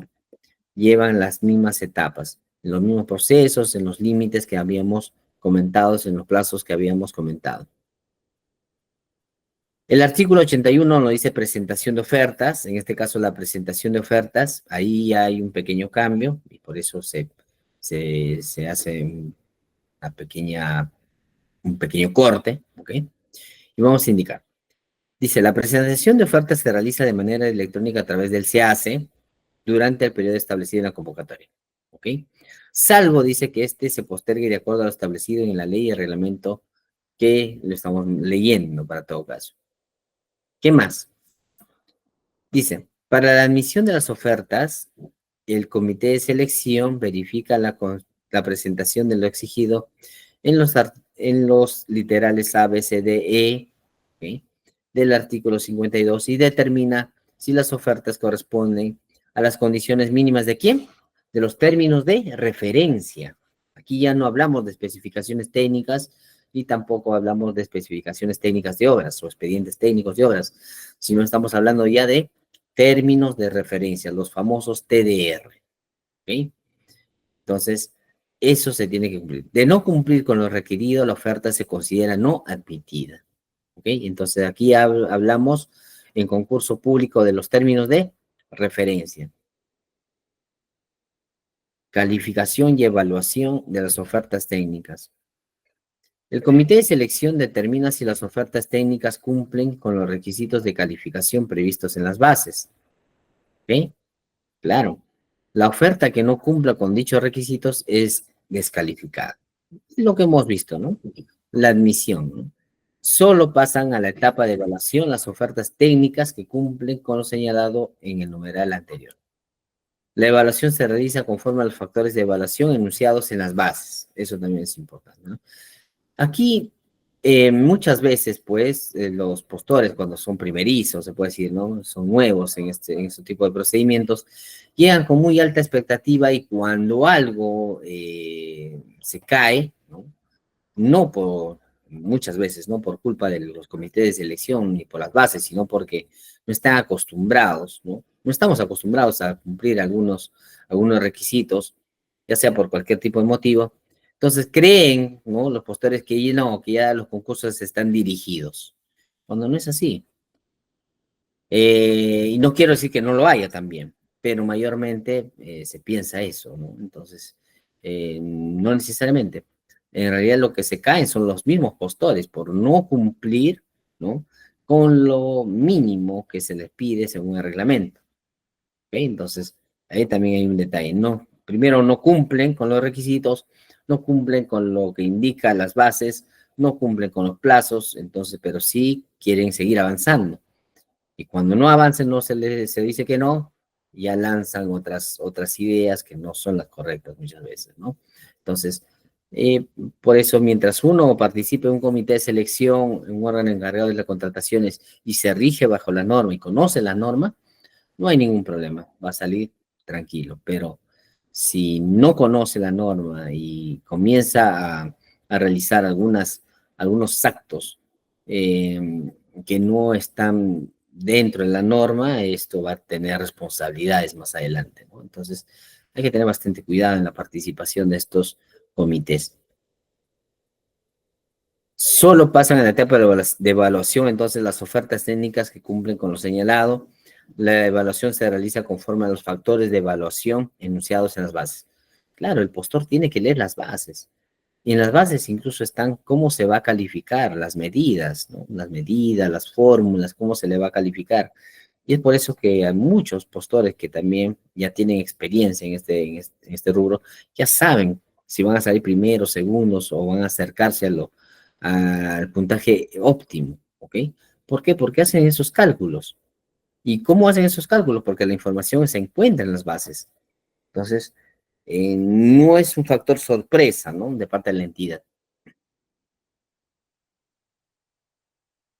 Perdón, las reglas de la evaluación técnica son las siguientes. A ver, aquí entra, en este tipo de procedimiento de selección, concurso público, entra aquí una evaluación técnica. ¿Dónde? Primero, el comité de selección evalúa las ofertas de acuerdo con los factores de evaluación previstos en las bases. ¿Ok? Primero, factores de evaluación. Revisamos. Las ofertas técnicas que contengan algún tipo de información que forme parte de la oferta económica son descalificadas. ¿Ok? Una cosa es la oferta técnica y otra cosa es la oferta económica. ¿Ok? La oferta técnica solamente tiene que tener información técnica. ¿Ok? Y, y la oferta económica tiene que tener por información económica, ¿no? Es por tanto, entonces, si no se cumple esto, simplemente son descalificadas este tipo de ofertas. Las ofertas técnicas que no alcancen el puntaje mínimo especificado en las bases, también son descalificadas. Claro, yo hago mi cálculo, pero no ingreso dentro del rango de la lista de los mejores puntajes, simplemente son descalificados este tipo de ofertas.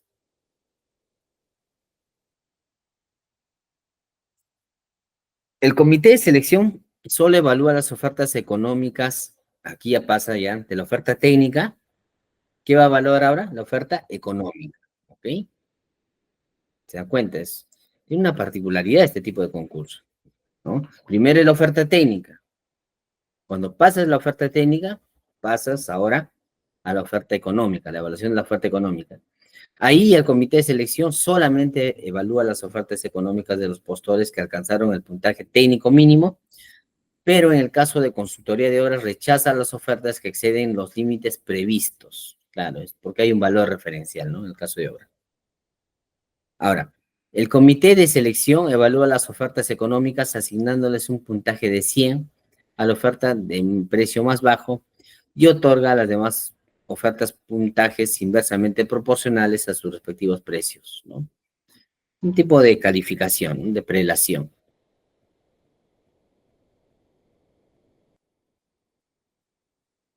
El comité de selección solamente solamente evalúa las ofertas económicas de los postores que alcanzaron el puntaje técnico mínimo.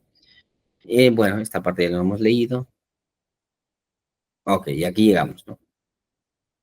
¿Qué se evalúa en la oferta económica? El precio, ¿no? La oferta del precio. Pero ¿cómo evaluamos eso? ¿Cómo le vamos a dar un puntaje? Nuevamente utilizamos nuestra fórmula, ¿no? La fórmula del puntaje de la oferta a evaluar, que va a ser del precio de la oferta más baja por el puntaje máximo del precio, con el denominador del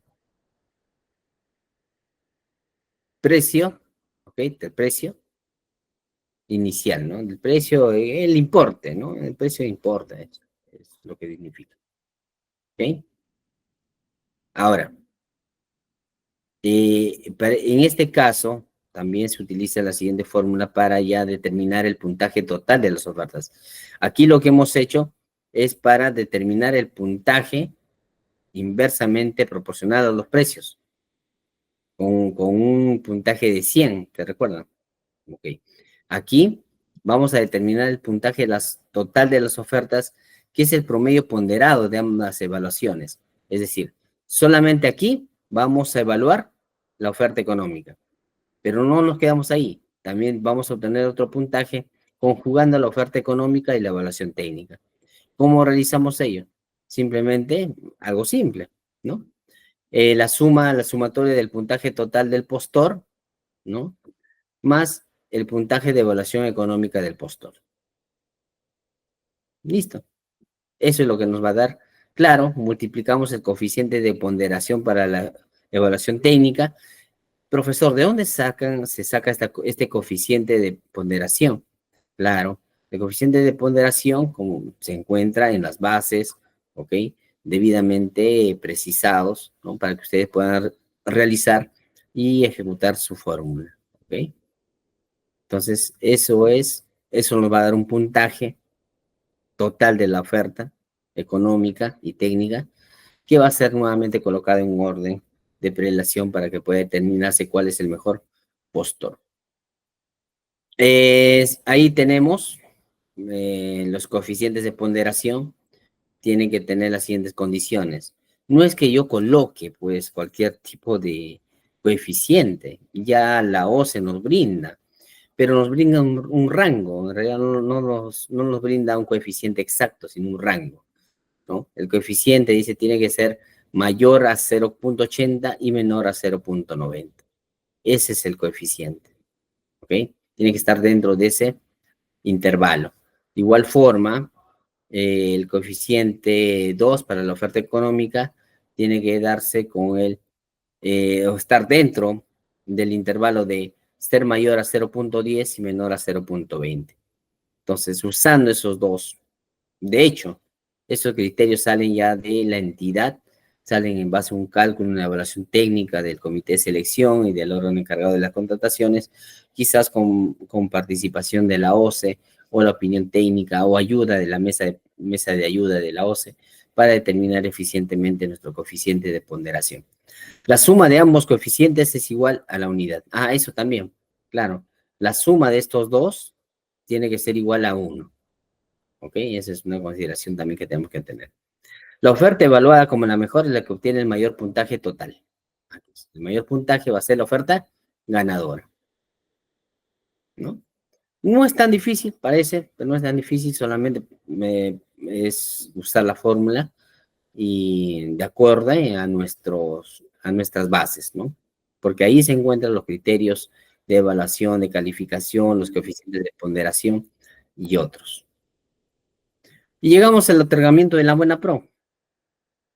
Previo al otorgamiento de la buena pro, el comité de selección revisa las ofertas económicas de acuerdo a lo establecido para el rechazo de ofertas. ¿Okay? En ese caso, si no cumple, ¿no?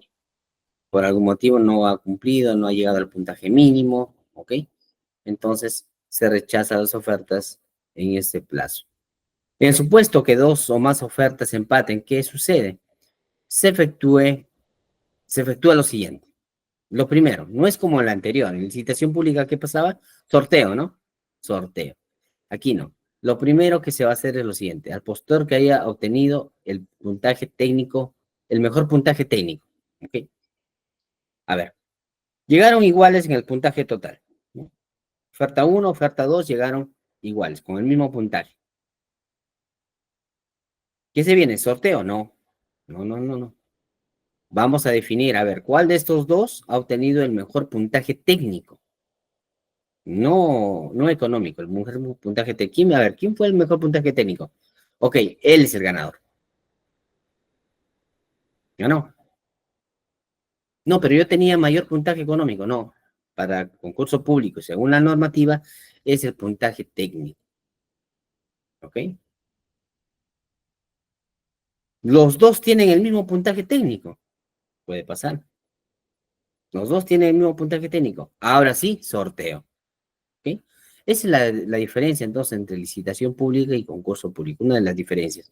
Y también aquí, ¿no? Muchas veces, ¿no? Y se ve en las noticias, ¿no? Salen a veces los postores, ¿no? Denunciando por qué no ganaron, ¿no? Yo tengo el menor monto y el otro tiene un mayor monto, un puntaje económico que no es el adecuado, pero ganó. Pero ¿qué tiene que ver? La norma. La norma dice que el que tiene el mejor puntaje técnico. Entonces, esa es la norma. La norma está hecha para cumplirse. Entonces, a veces se desconocen, ¿no? Por el momento, el contexto, a veces obvian esa parte y denuncian cosas que al final queda ahí, pero ya está manchada la institución. Y a veces los procesos caen, porque a veces también las personas que toman nuevamente los titulares de la entidad por evitarse problemas anulan el proceso, que también es otro tema, ¿no? Sin haber leído, sin haber consultado, ¿no? Anulan el proceso y encima recae responsabilidades al comité de selección que no ha tenido ninguna culpa, pero ya entra una investigación simplemente porque no han leído la norma antes de denunciar, ¿no? Entonces, pasa esos casos, pero si uno está nuevamente, participa dentro de estos comités y sabe, ¿no? Lee la norma, lee el reglamento y conoce cómo funciona esto, no hay ningún problema, ¿ok? Porque todo tiene que sostenerse bajo esta normativa. 84.3. Definida la oferta ganadora, el comité de selección otorga la buena pro mediante la publicación en el SEAS. Claro.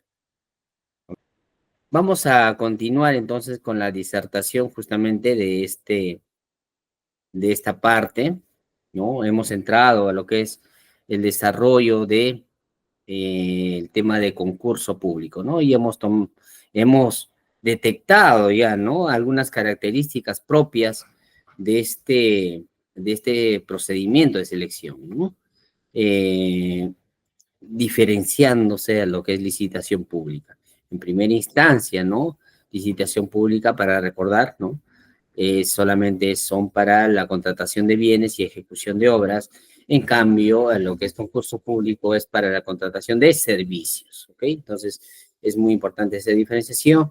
Y una de ellas, por ejemplo, también es otra que hemos encontrado, también es en el orden del otorgamiento de la buena pro, ¿no?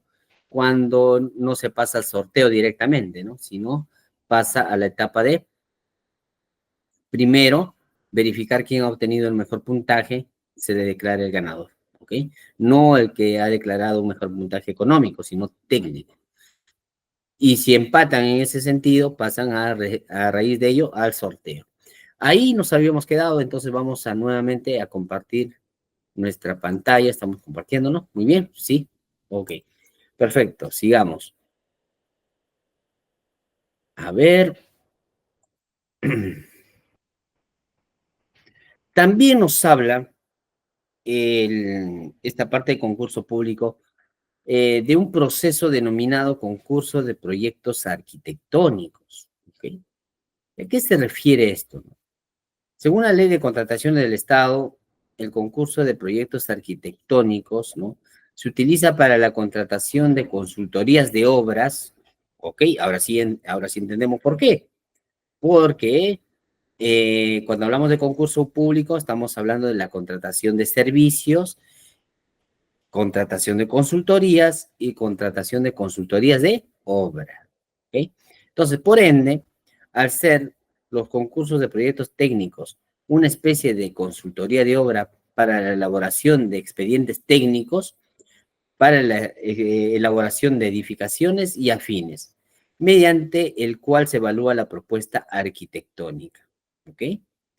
Es decir, nosotros, para el Estado, entonces, para todo caso, cuando desea, pues, realizar algunos proyectos arquitectónicos, ¿no?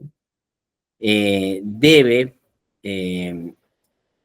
sacar, ¿no? Sacar a concurso, un procedimiento, la contratación de consultorías de obra.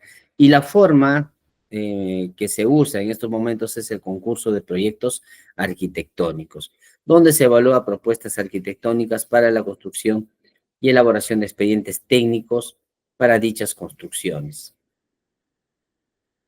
El órgano a cargo de este procedimiento de selección se denomina comité de selección, ¿ok? Entonces, aquí también es otro detalle. Para el concurso de proyectos arquitectónicos, la entidad designa un comité de selección. Este comité de selección va a evaluar justamente esa propuesta técnica y vamos a ver cómo lo conforma. Según el artículo 86.2, para la evaluación de la propuesta arquitectónica, se designa o contrata a un jurado independiente. ¿Ok? Ahí está, miren. Hay que escuchar ello. Para la evaluación, repito, ¿no? Para la evaluación de la propuesta arquitectónica, se designa o se contrata a un jurado independiente compuesto por 3 arquitectos, claro, de reconocida trayectoria y experiencia profesional. Claro, porque van a evaluar proyectos arquitectónicos. Entonces, no es un profesional simplemente técnico en materia de contrataciones o edificaciones, sino debe ser un arquitecto y de reconocida trayectoria, ¿no? Para definir si este proyecto, si este expediente puede llegar a ser no solamente un proyecto, sino ya una obra arquitectónica que ayude justamente a la infraestructura de nuestro país. Para el concurso de proyectos arquitectónicos, rige lo dispuesto en los artículos 79 y 84. ¿Ok? Y vamos a revisar qué nos dice el artículo 79 y 84.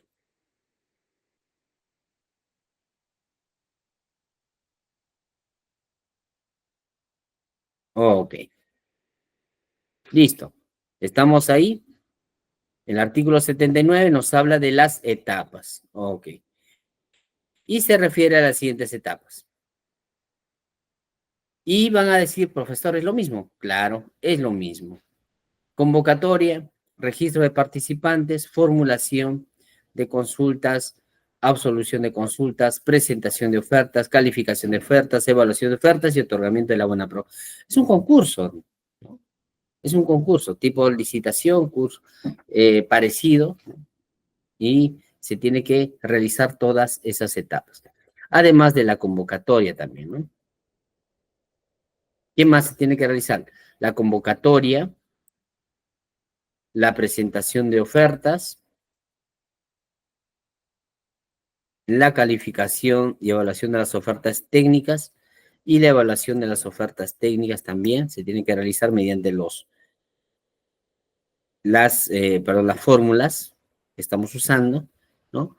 Y el artículo 84, el otorgamiento de la buena prueba. Es decir, todas las etapas, nuevamente regresamos, todas las etapas van a ser eh, resueltas y ejecutadas para este tipo de concurso de proyectos arquitectónicos. Las etapas de licitación pública y concurso público ya previamente revisadas. Pero dice, hay que observar lo siguiente. O sea, tiene que tener alguna característica propia. Y eso es lo que vamos a comentar. La evaluación técnica comprende la asignación de puntaje por el factor propuesta arquitectónica. Y acá nace un nuevo tecnicismo dentro de la ley de contrataciones. Factor propuesta arquitectónica, ¿no? De esa forma, entonces se va a asignar un puntaje al momento de evaluar a cada proyecto arquitectónico. En este caso, el comité de selección, que recordemos son 3 arquitectos de reconocida trayectoria, asigna un puntaje a dicho factor con base a la decisión vinculante del jurado independiente, lo cual consta en el respectivo informe que se publique en el SEACE conjuntamente con las actas de evaluación de ofertas. Recuerden que todo esto también, de igual forma que la convocatoria, toda la información se encuentra en el SEACE. Y en el SEACE encontramos estos factores, ¿ok? La asignación del puntaje del factor propuesta arquitectónica no es apelable. Aquí no hay apelaciones, ¿no? Lo que indique el comité de selección se hace, ¿no? Lo que indique en su acta se realiza. No hay apelación, ¿no? También es una característica dentro de este sistema. Entonces, hemos hablado ahí hasta ese momento, ¿no? Sobre el concurso público en sus tres tipos, se puede decir, ¿no? Contratación de servicios, contratación de consultorías y contratación de consultorías de obras en su especie denominada evaluación de proyectos arquitectónicos. Si podemos ampliar lo que es la propuesta arquitectónica, básicamente son mega obras, ¿no? Obras de gran impacto, ¿no? Puentes, subterráneos, puentes subterráneos, caminos subterráneos, trenes, supercarreteras, a ese tipo de proyectos arquitectónicos. Ciudades inteligentes, por ejemplo, que ahora se ha puesto de moda, las ciudades inteligentes, que necesitan pues justamente de este tipo de proyectos arquitectónicos para que tengan un nivel de eficiencia e impacto también en nuestra población. Muy bien, de esa forma entonces hemos desarrollado, estimados estudiantes, hemos desarrollado nuestro tema propuesto para el día de hoy. No sé si tienen alguna consulta por el chat. A ver, vamos a ver, quizás hay alguna consulta. No, no hay ninguna consulta. De todas maneras, sigamos. Entonces, terminado ello, vamos a resolver algunas preguntas que siempre pues se realizan luego o al momento de realizar este tipo de licitaciones o concursos, ¿no? Y vamos a desarrollar algunas de ellas, ¿ok? A ver, la pregunta es, ¿no? ¿Qué acciones puedo adoptar si la absolución de consultas o la absolución de observaciones incumplen o contravienen lo establecido en la norma de contrataciones, normas complementarias o conexas? A ver, ¿qué hago? ¿Qué acciones puedo adoptar? Dicen, porque sucede, ¿no? Sucede este tipo de casos, ¿no? Normalmente, a veces las consultas incumplen lo establecido en la normativa, pues, ¿no? O las consultas o observaciones incumplen, o sea, están fuera de la ley. ¿Pero qué hacemos? Dice que en virtud de lo establecido en la Directiva 09/2019 de la OCE, emisión de pronunciamiento, dice, es posible realizar el procedimiento de elevación de cuestionamientos al pliego de absolución de consultas y observaciones de las bases. ¿Ok? Entonces, de acuerdo a esa directiva, nosotros podemos elevar estos cuestionamientos justamente a la OCE para que puedan ellos eh, adoptar, ¿no? La decisión que sea conveniente. La licitación es formulada para los participantes en los procedimientos de licitación pública y concurso público. Asimismo, dice, solo pueden solicitar la emisión de pronunciamiento los participantes registrados en el procedimiento hasta la culminación de la etapa de formulación de consultas y observación, ¿no? Entonces, es algo que se tiene que realizar, ¿no? No le puedo decir no, ¿no? No le puedo decir directamente no al, al que está preguntando con la consulta o observando un detalle, ¿no? Si no estoy de acuerdo, si incumple la norma, tengo que elevarlo al comité para que puedan ellos absolver estas observaciones y o consultas. Otra pregunta es, ¿no? ¿Qué sucede cuando un procedimiento de selección es declarado desierto? ¿No? Pasa, ¿no? Y pasa muchas veces. Pero, ¿cuál es la respuesta? Cuando los procedimientos de selección se declaran desiertos, la siguiente convocatoria se efectúa siguiendo el mismo procedimiento de selección. No se cambia, no se cambia. Se sigue con el mismo procedimiento. En el caso de la licitación pública o concurso público, la siguiente convocatoria se efectúa siguiendo el procedimiento de adjudicación simplificada. ¿Ok? Entonces, no cambiamos el procedimiento de selección normalmente cuando se declaran desiertos, pero en el caso de licitación pública o concurso público, el siguiente procedimiento, por el tiempo, recordando que hay un requerimiento de un área usuaria y este tipo de procedimientos de selección son complicados por tiempos, por necesidad, por urgencia, entonces inmediatamente se sigue el procedimiento de adjudicación simplificada. ¿Ok? Eso es lo que nos dice la norma, ¿no? Otra pregunta, ¿no? Estamos refiriéndonos a licitación pública o concurso público, nos dice, ¿no? Lo establecido en el literal G del numeral 50.1 del artículo 50, donde dice que el cual otorga, en este artículo, se otorga beneficios en la etapa de calificación y evaluación de ofertas de adjudicaciones simplificadas a los postores que acrediten tener condición de micro y pequeña empresa, ¿no? Es una norma, ¿no? Todos aquellos que tienen condición de micro y pequeña empresa tienen, pues, beneficios en la etapa de calificación y evaluación. Y eso se determina en las bases, ¿no? Ya. Eso nos dice la norma, pero la pregunta ¿es aplicable a las adjudicaciones simplificadas derivadas de una licitación pública o concurso público? ¿No? Porque el artículo nos habla a nivel general, pero específicamente no nos dice a qué tipo de procedimiento se refiere. Entonces, leemos. En el marco de lo dispuesto por el literal G del numeral 50 del artículo 50 del reglamento, la bonificación es del 5% sobre el puntaje total, no resultaría, dice, ese para todos, pero, también ahí está, no resultaría aplicable a los procedimientos de licitación pública o de concurso público, aún haya sido declarado desierto. Su segunda convocatoria se realiza a través de una aplicación simplificada, sí, pero no es aplicable, salvo, dice, salvo en los casos que los items o ítems cuya cuantía corresponda a una adjudicación simplificada. pero es muy difícil que pase, pues, ¿no? Si no hubiera sido directamente convocado como adjudicación simplificada, ¿no? Pero lo pone como una salvedad. Entonces, la respuesta es directa. No es aplicable, ¿ok?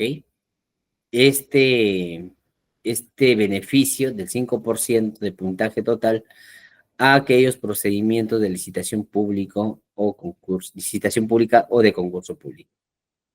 Ahí está, directamente.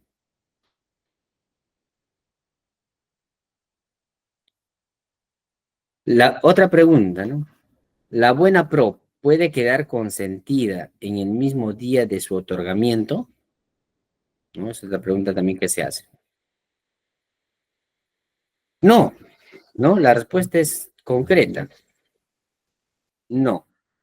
En el caso de la subasta inversa electrónica, la buena pro queda consentida si dentro de los 5 días hábiles siguientes de la publicación se hace del acta de otorgamiento de la buena pro, los proveedores no ejerzan su derecho a interponer recursos de apelación. Pero aquí hay una salvedad. Dice, salvo que su valor estimado corresponda a una licitación pública, a un concurso público. Estamos hablando de mayor a 785.000 soles. ¿Ok? En ese caso, dice, se extiende el plazo a 8 días hábiles. Claro, porque recuerden, son montos superiores y necesitan de mayor complejidad al momento de interponer recursos de apelación, ¿no? Entonces, la buena pro, entonces, se tiene que dar a los 5 días hábiles, ¿ok? O en el caso de licitación pública o concurso público, dentro del plazo de 8 días hábiles. ¿Y por qué se realiza esto? Por un principio, ¿no? El principio de apertura, el principio de integridad, ¿no? De nuestro proceso, lo cual no tiene que haber, pues, discriminación por plazos, por tiempos o por requisitos, ¿no? Más bien al contrario, se da esos días hábiles para que pueda eh, tener, ¿no? Derecho a aquellos concursantes que creen están en su derecho de pedir recursos de apelación, ¿no? Entonces, por eso se brinda esos detalles. ¿Cuál es el plazo para interponer un recurso de apelación, entonces, ¿no? De la anterior pregunta. Podrá interponerse recurso de apelación contra los actos que se produzcan desde la convocatoria, o sea, puede ser desde el inicio, ¿no? Desde el inicio hasta el otorgamiento de la buena pro. O sea, usted puede apelar, el ofertante puede apelar cualquier acto que sea realizado dentro de este procedimiento de selección desde el primer día de su publicación hasta el otorgamiento de la buena pro, cualquiera, en cualquier momento puede interponer un recurso de apelación. Pero esto tiene que ser dentro de los 5 días hábiles siguientes de la publicación en el SEACE del acta del otorgamiento de la buena pro. Salvo, dice que su valor estimado, nuevamente, en este caso de licitación pública o concurso público, el plazo se extiende a 8 días hábiles. ¿Ok? Ahí está. Esas son las respuestas.